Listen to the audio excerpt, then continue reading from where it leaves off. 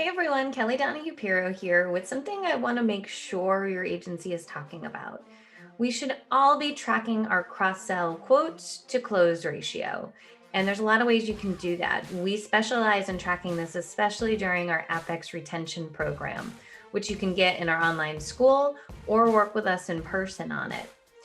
But the reason we want to track this is we often see that there's a lot of quoting going on, but not always a lot of closing. And I want to walk through the top 3 reasons your cross sells may not be closing. The first one is you're emailing the quote.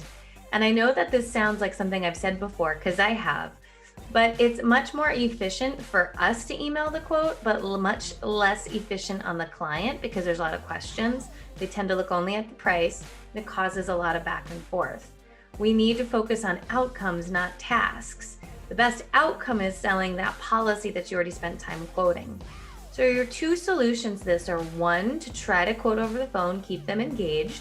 And the second one is to instead focus on setting an appointment if you can't quote over the phone. Those are the 2 biggest situations.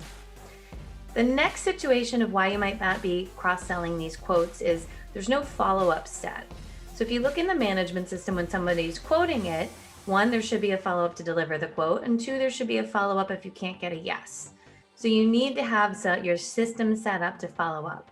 When we're following up, we really want to follow up for 2 weeks, every 2 to 3 days, and then do what we call the breakup, which is, I haven't heard from you, I'm going to close your file, and you will see a good amount of people that pop their head up and say, no, don't close my file, I'm still interested.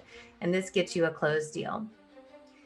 Finally, when you're going ahead and asking somebody to spend more money, we definitely want to break this down into monthly figures. So if it's an umbrella policy or a flood policy or some other policy that they're not currently paying for, if an umbrella policy is, let's just say, $240 a year, we really want to break that down into monthly figures. So as opposed to, it being this big nut, you want to break that down into a monthly figure that helps people dramatically.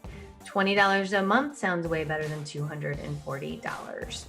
So those are our 3 biggest strategies. Again, really simple things that you can do to tighten up your process that gets you a much better result. Thank you so much. We'll see you in the next video.